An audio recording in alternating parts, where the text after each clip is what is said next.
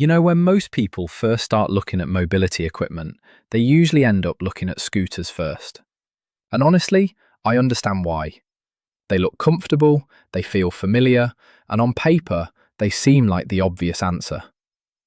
But after years of actually using both scooters and powered wheelchairs, I started realizing that the real differences only show up once you get out into everyday life.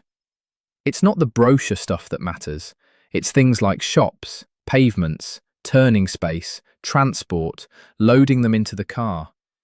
All the awkward little things nobody really thinks about at the beginning. And I think that's the bit people underestimate. Because when you first look online, everything sounds straightforward. Bigger scooter, bigger battery, bigger seat, more comfort. So naturally people think, well, bigger must be better. But once you actually start going places with them, it changes completely. Even simple things like getting around a supermarket, turning into a cafe, or getting through a doorway suddenly become really important. And sometimes the thing that felt perfect on paper becomes hard work in real life. And this is where the turning circle starts becoming a serious issue. A lot of larger scooters need a surprisingly wide amount of space before they can turn properly. So somewhere like a supermarket aisle that looks perfectly manageable suddenly becomes awkward once you reach the end and try to turn around. Whereas a mid-wheel drive power chair can often pivot much more tightly because the drive wheels are positioned underneath the center of the chair instead of behind the user. You don't really think about this sort of thing when you first buy one. It all seems fine until you actually get out somewhere busy like this. And once shops start putting stock cages out, you suddenly realize just how much room some of these bigger scooters actually need.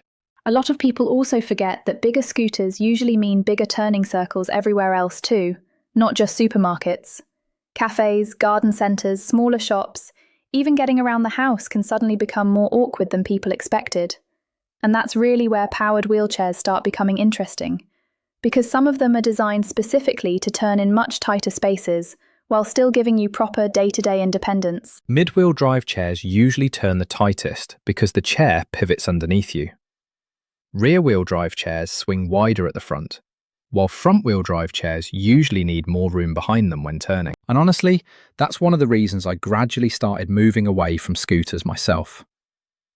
For outdoor use, they can be brilliant, especially over longer distances. But once more of your day starts happening indoors, supermarkets, cafes, smaller shops, appointments, you begin noticing the size all the time.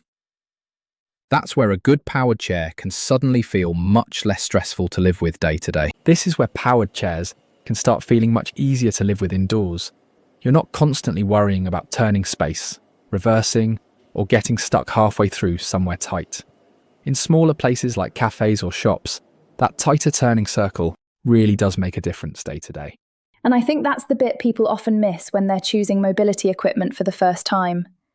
They focus on range, speed, suspension, and all the headline features, which are important, but they don't always think about what everyday life actually looks like. Because most people aren't driving around parks all day.